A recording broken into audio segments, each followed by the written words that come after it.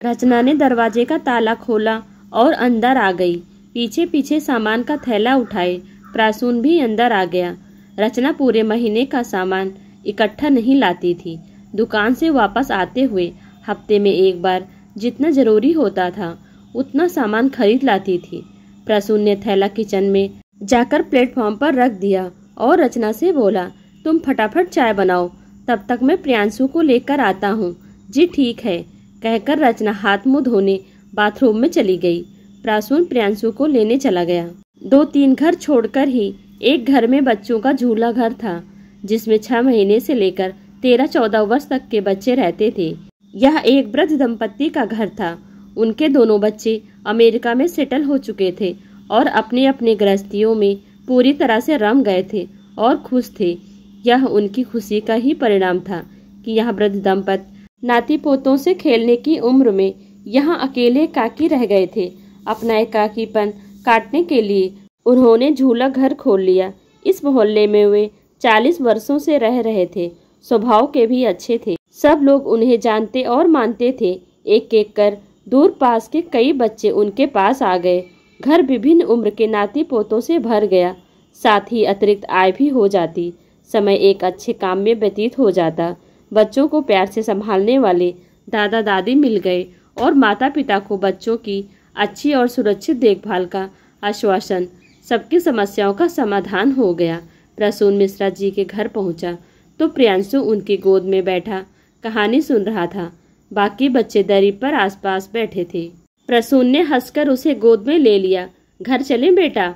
हाँ चलो, प्रियांशु ने उसके गले से लिपटते हुए कहा। प्रसून ने प्रियांशु का स्कूल बैग लिया, मिश्रा जी को नमस्ते कहा और घर की ओर आ गया। रचना ने चाय तैयार रखी थी और प्रियांशु के लिए दूध भी। प्रियांशु दूध पीने में नखरे करने लगा तो प्रसून ने थैली में से आज लाए हुए तरह तरह के बिस्किट दिखाकर दूध पीने को राजी कर लिया। क्रीम वाले बिस्कुट देखकर प्रियांशु खुश होकर दूध पी गया। रचना और प्रसून चाय पीने लगे। चाय पीने के बाद प्रसून जाने लगा तो रचना ने उसे रोक लिया कि वह रात का खाना खाकर ही जाए। प्रिया दीदी तो है नहीं, आप रात का खाना खाकर ही घर जाइए। अकेले के लिए क्या बनाएंगे? ठीक है, तुम खाने की तैयारी करो, तब तक मैं प्रियांशु को पार्क में झूले पर ले जाता हूँ, प्रसून ने कहा और प्रियांशु को लेकर बाहर चला गया। रचना जाकर मिश्रा दंपति को भी रात के खाने का न्योता दे आई। झूला घर के सब बच्चों के जाने के बाद थोड़ी देर बाद आराम करके मिश्रा आंटी रचना के पास चली आई, उसकी मदद करवाने। दोनों रसोई घर में काम करते हुए गप्पे मारने लगी। मिश्रा आंटी को अपने दोनों ही बहुओं के साथ रहने बातें करने का सुख तो मिला ही नहीं। एक बहू तो विदेशी ही थी, उसे तो उन्होंने आज तक देखा ही नहीं। उनके बड़े बेटे ने चर्च में शादी कर लेने के बाद अपनी शादी की खबर देते हुए फोन कर दिया और फोटो भेज दिए थे। उन्होंने बहुत कहा कि बस एक बार बहू को लेकर भारत आ जाओ, वे लोग प्रत्यक्ष उससे मिल लेंगे। लेकिन उनकी अल्ट्रा मॉडर्न विदेशी बहू यहाँ आने को किसी भी कीमत पर तैयार नहीं हुई। दूसरे बेटे के लिए उन्होंने खुद लड़की देखी थी, लेकिन वह भी शादी करके जो अमेरिका जा बसी, तो आज तक कभी 4 दिन भी उनके पास नहीं रही। 4 साल में उनका छोटा बेटा बहू 2 बार भारत आए, लेकिन हर बार उन्हें न बताकर चुपचाप बहू के मायके में पूरी छुट्टियां बिताकर 2-4 दिन जाने से पहले उनके पास औपचारिकतावश रह जाते हैं। अब तो मिश्रा आंटी ने अपना पूरा ध्यान झूला घर के बच्चों पर केंद्रित कर लिया है और अपने दिमाग में से बेटे बहू को पूरी तरह निकाल दिया है। जो भी खुशी है वह इन बच्चों में और मोहल्ले के पुराने परिचितों में ही है। यही उनका सच्चा परिवार है। रचना से मिश्रा आंटी को बहुत स्नेह है।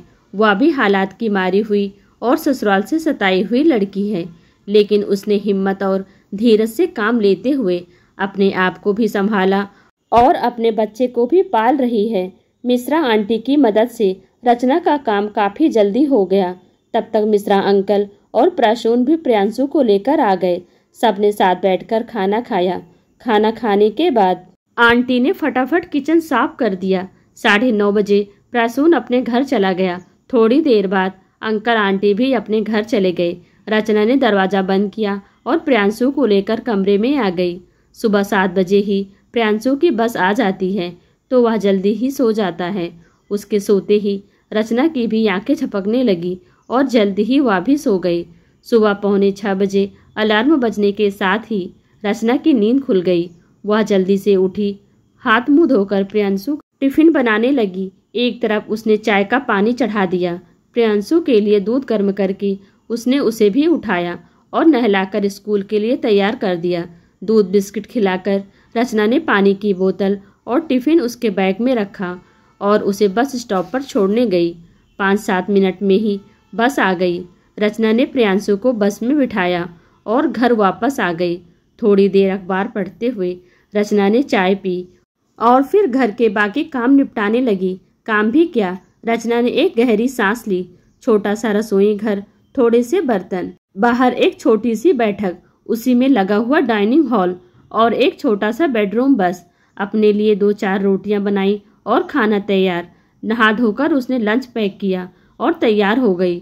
9:30 बजे प्रसून आ जाता था उसे लेने और उसे उसके सुपरमार्केट में ड्रॉप कर देता था जहां वह काम करती थी। उसी मार्केट के आगे प्रसून का ऑफिस था। शाम को लौटते हुए प्रसून उसे वापस ले जाता और घर पर ड्रॉप कर देता था। पिछले 4 सालों से उसकी यही दिनचर्या है। मिश्रा दंपति प्रसून और प्रियांशु, यही उसकी छोटी सी दुनिया और यही उसका परिवार है। कभी कभी प्रसून की पत्नी प्रिया और दोनों बच्चे भी आ जाते। प्रिया बहुत उलझी हुई स्त्री थी। 8 बरस पहले पास के शहर में उसकी शादी हुई थी। परिवार ने लड़के के बारे में बड़ी बड़ी बातें की थी। संपन्न घर था, बड़ा सा मकान, गाड़ी। मध्यवर्गीय माता पिता ने तुरंत फुरत उसका विवाह कर दिया। विवाह के बाद पता चला लड़का अर्थात आशीष कुछ करता नहीं है, बेरोजगार है।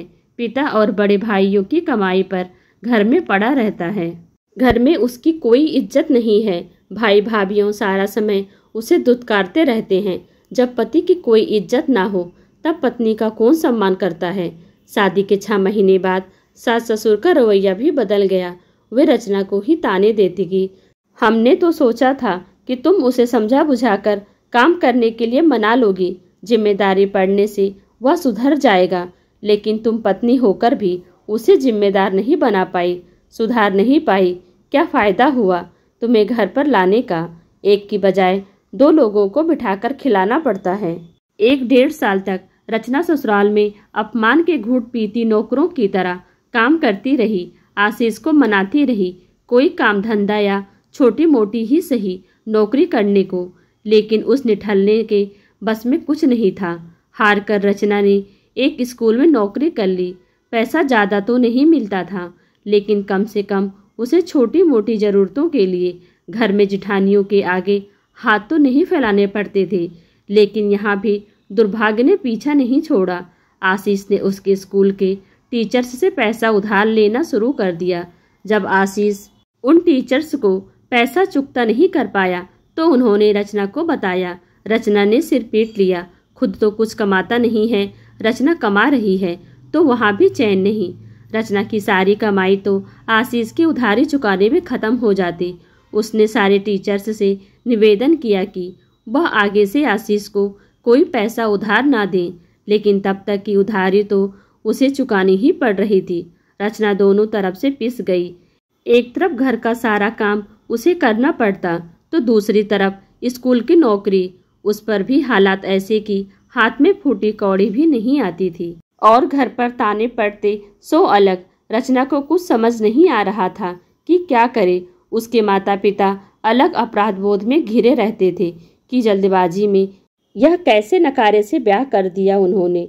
अपनी बेटी को जैसे तैसे आशीष के लिए हुए कर्ज से मुक्त हो ही पाई थी। वह की पता चला वह माँ बनने वाली है। जैसे तैसे रचना कुछ महीनों तक अपने शरीर को और खींचती रही, लेकिन फिर तकलीफ बढ़ जाने से उसे नौकरी छोड़नी पड़ी। घर में आशीष की वजह से उसे हर कदम पर बेइज्जत होना पड़ता था। दिन रात ताने सुनने पड़ते थे। घर बाहर दोनों मोर्चों पर पिसकर भी हासिल कुछ नहीं था। तंग आकर वह अपनी माँ के यहाँ आ गई।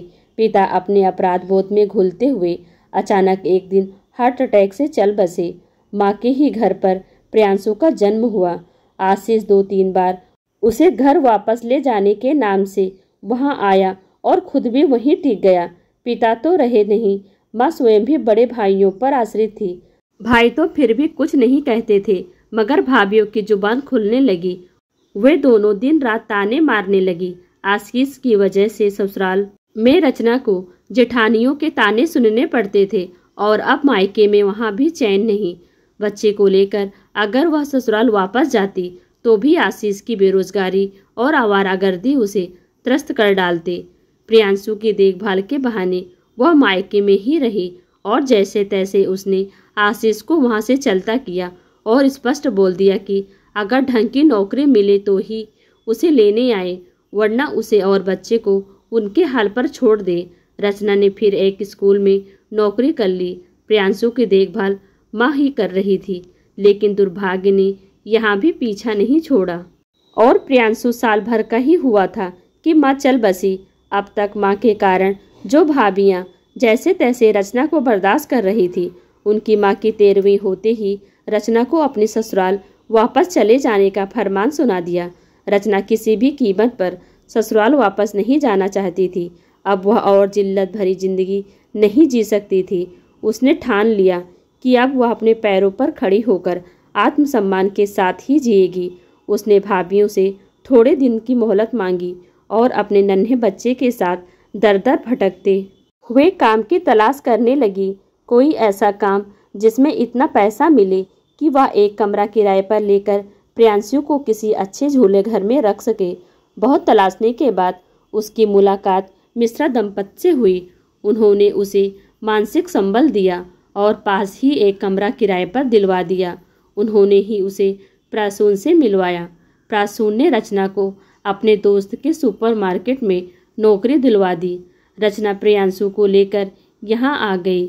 उसने किसी को भी अपना पता नहीं बताया था। वह अतीत के सारे अपमान, सारी तकलीफें, कड़वाहट सब भूल जाना चाहती थी। भाई भाभीियों ने भी राहत की सांस ली और अपने हाथ झटक लिए। उन्हें क्या परवाह थी कि वह कहीं भी रहे, किसी भी हाल में रहे। 2 साल में अपनी मेहनत और ईमानदारी से रचना ने असिस्टेंट मैनेजर का पद प्राप्त कर लिया।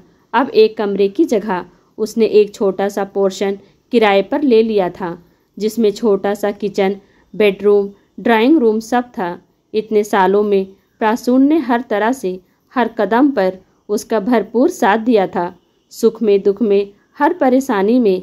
चाहे कभी प्रियांशु बीमार पड़ा हो, चाहे वह खुद डॉक्टर को दिखाने से लेकर दवाइयाँ लाने तक, हर जिम्मेदारी पूरे अपनेपन और ईमानदारी से निभाता है प्रासून।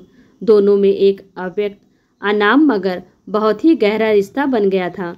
प्रिया ने भी कभी प्रासून को रोका नहीं रचना की मदद करने से या उनके यहाँ आने जाने से, बल्कि जब भी होता वह खुद भी रचना की मदद करती। अब तो रचना अपने बेटे के साथ अपने इस नए परिवार और नए जीवन में पूरी तरह से रम गई थी। पुरानी यादें रात के बुरे सपने की तरह बीत चुकी थी। अब जीवन की नई सुबह आ गई। मिश्रा आंटी अंकल कभी माता पिता की कमी महसूस नहीं होने देते। एक बार जब प्रियांशु बहुत बीमार पड़ गया था, तब आंटी दिन रात उसे गोद में लेकर बैठी रहती थी। रचना को कभी लगा ही नहीं कि उसकी माँ नहीं है। रचना के घाव भर चुके थे। वर्षों के संघर्ष के बाद अब वह आर्थिक एवं मानसिक रूप से समर्थ और स्वतंत्र व्यक्ति थी। पूरी तरह आत्मनिर्भर थी। पेपर समेटते हुए रचना की नज़र घड़ी पर पड़ी।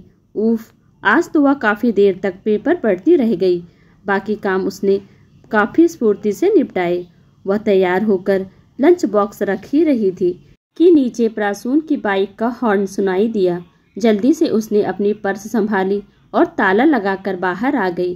प्रासून ने बाइक स्टार्ट की और रचना को लेकर सुपरमार्केट में ड्रॉप करके अपने ऑफिस चला गया। रचना की दिनचर्या और जीवन सुख से चल रहा था। दिन बीत रहे थे, सब कुछ व्यवस्थित था कि एक दिन अचानक उसके जीवन में एक भूचाल आ गया। एक दिन वह प्रासून के साथ शाम को घर वापस लौटी तो दरवाजे पर आशीष को खड़ा देखकर बुरी तरह चौंक गई। प्रासून ने उसे चौंकते हुए देखकर पूछा कि यह व्यक्ति कौन है। रचना पिछले सालों में बुरे अतीत के साथ आशीष को भी पूरी तरह से भूल चुकी थी।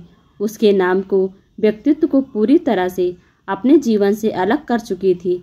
अब अचानक उसे सामने देखकर मन में संदेह के कांटे चुभने लगे। उसने धीरे से प्रासून से कहा कि यह आशीष है। बेचारा प्रासून हकबका गया। इस नई परिस्थिति से सामना होने से वह भी रचना के जीवन में आशीष नाम के किसी प्राणी के अस्तित्व के बारे में भूल ही गया था। आज आशीष को देखकर उसे रचना के साथ जोड़कर देखने की कल्पना से ही उसे अजीब सा लग रहा था। कुछ पलों तक सब विस्मय से खड़े रह गए। क्या हुआ रचना? दरवाजा खोलो, तुम्हारा पति आया है। उसे अंदर भी नहीं बिठाओगी क्या? आशीष ने ही चुप्पी तोड़ी। आशीष के मुंह से पति शब्द सुनकर रचना के शरीर में वितृष्णा की एक लहर दौड़ गई। प्रासून के चेहरे के भाव भी सख्त हो गए, क्योंकि वह रचना के दुखद और संघर्ष भरे अतीत से भली भांति परिचित था। मैं प्रियांशु को लेकर आता हूँ और कुछ समझ न आने पर उसे असमंजस से उबरने का यही एक तरीका समझ आया। लेकिन अचानक रचना सख्त लहजे में बोली, नहीं, आप कहीं नहीं जाएंगे। आशीष की ओर कठोर दृष्टि से देखते हुए रचना ने उससे पूछा, आप यहाँ क्यों आए हैं? क्यों आया? क्या मतलब? मैं हूँ तुम्हारा पति, प्रियांशु का बाप हूँ। आशीष ने अपने स्वर में भरकस अधिकार भाव भरते हुए कहा। वाह, इतने सालों बाद आपको याद आया कि आपका हमसे क्या रिश्ता है? रचना के स्वर में व्यंग था। प्रासून ने रचना से कहा कि अंदर बैठकर बातें करते हैं, यहाँ आस पड़ोस वाले सुनेंगे तो क्या कहेंगे। आशीष को प्रासून की उपस्थिति नागवार लग रही थी। रचना ने ताला खोला और सब अंदर आ गए। जब प्रासून भी अंदर आ गया और सोफे पर बैठ गया तो आशीष रोष भरे स्वर में बोला, यह महाशय कौन है? हम पति पत्नी के बीच में इनका क्या काम? बार बार आशीष के मुंह से पति शब्द सुनकर रचना झल्ला पड़ी। कौन पति? कैसा पति? किसका पति? मैं तुम्हारा पति। आशीष उसके चिल्लाने से अचकचा गया। कोई रिश्ता नहीं है मेरा तुमसे। आज तुम्हें याद आ रहा है कि तुम मेरे पति हो। तब क्यों नहीं याद आया जब मैं नौकरों की तरह तुम्हारे घर पर काम करती थी और तुम्हारा कर्ज चुकाने के लिए स्कूल की नौकरी में पिसकर भी पैसे पैसे को मोहताज थी? तब कहाँ थे तुम जब मैं अपने दूध मुहे बच्चे को लेकर नौकरी की तलाश में दर दर भटक रही थी? रचना क्षोभ में भरकर बोली, कोई रिश्ता कैसे नहीं है? धर्म को साक्षी मानकर विवाह हुआ है हमारा। मैं तुम्हारा पति हूँ। आशीष ने फिर अपने स्वर में अधिकार भाव लगाकर रचना पर हावी होना चाहा। अगर धर्म को साक्षी मानकर तुम्हारे जैसा पति मिलता है तो मैं आज उस धर्म को ही मानने से इनकार करती हूँ। मैं तुम्हें बहुत अच्छे से पहचानती हूँ। जरूर उस घर से तुम्हें धक्के मारकर बाहर निकाल दिया गया होगा, तभी मुझे तलाश करते यहाँ आ धमके हो। मगर कान खोलकर सुन लो, अब यहाँ तुम्हारी दाल नहीं गलेगी। बरसों की मेहनत के बाद मेरे जीवन में इज्जत और चैन के दिन आए हैं। मैं अब किसी को भी उन्हें छीनने नहीं दूंगी। बहुत मेहनत से यह छोटा सा नीड बनाया है मैंने। अब इसे किसी कीमत पर बर्बाद नहीं होने दूंगी। तुम अभी के अभी इस घर से निकल जाओ और फिर जिंदगी में कभी मुझे अपनी सूरत मत दिखाना। रचना तल्ख स्वर में बोली, क्यों निकल जाऊं? मेरा पूरा हक है तुम पर। कानूनन भी मैं तुम्हारा पति हूँ। आशीष अब भी अपनी बात पर बेशर्मों की तरह अड़ा रहा। कोई हक नहीं है तुम्हारा मुझ पर। मैं तुम्हारे जैसे निकम्मे नकारा आदमी के साथ रहना तो दूर, सूरत तक देखना नहीं चाहती। और कानून की धमकी मुझे मत दो। मैं वैसे भी 7 सालों से तुमसे अलग रह रही हूँ। ये शादी तो वैसे भी टूट चुकी है और जल्दी ही मैं कागजी कार्रवाई भी कर दूंगी। अब तो रचना का स्वर दृढ़ था। इसके कारण तुम मुझे दुत्कार रही हो। अच्छा यार, फंसा रखा है। पति को छोड़ दिया, इसको रख लिया। जब रचना पर जोर नहीं चला तो आशीष प्रासून की ओर इशारा करके अभद्र तरीके से उस पर लांछन लगाते हुए बोला। इस अपमान पर प्रासून और रचना दोनों ही स्तब्ध रह गए। स्त्री पुरुष में पवित्र और मर्यादित सखा भाव वाला शालीन रिश्ता भी हो सकता है, यह तो समाज सोच ही नहीं सकता। स्त्री पुरुष को साथ देखा नहीं कि सबकी शक भरी उंगलियां ही उठती हैं। उनकी ओर कोई स्वस्थ नजरिए से तो देख ही नहीं सकता। दो लोगों के बीच इंसानियत का रिश्ता भी हो सकता है, यह समाज पचा नहीं पाता। तुम जैसे बेशर्म और गिरा हुआ इंसान और सोच भी क्या सकता है। जब मनुष्य की स्वयं की दृष्टि ही कीचड़ से सनी हो तो उसे सब और गंदगी ही नजर आती है। इससे पहले कि मैं तुम्हें धक्के मारकर निकालूं, चुपचाप यहाँ से चले जाओ, प्रासून कठोर स्वर में बोला। आशीष प्रसून को नीचा दिखाने और रचना को अपमानित कर उस पर हावी होने की आखिरी कोशिश करने में दोनों के संबंधों को लेकर अनर्गल और अनाप साफ बोलने लगा। प्रासून का मन किया कि आशीष को 2-4 तमाचे जड़ दे, मगर वह संयम रखकर खड़ा रहा। लेकिन रचना और अधिक अपमान उससे सहा नहीं गया। मेरा दोस्त शहर का एसपी है, अगर तुम चुपचाप यहाँ से दफा नहीं हो गए तो मैं अभी तुम्हें थाने में बंद करवा दूंगा। सारी जिंदगी जेल में सड़ते रहोगे। जाओ यहाँ से और आइंदा रचना के आसपास नजर भी मत आना, प्रासून ने जबड़े पीसते हुए कहा। धमकी असर कर गई। आशीष अचानक बुरी तरह बौखला गया जब उसने देखा कि प्रासून ने अपनी जेब से अपना मोबाइल निकाला और किसी को फोन करने लगा। आशीष की जबान तालू से चिपक गई। वह चुपचाप उठा और वहां से खिसक गया।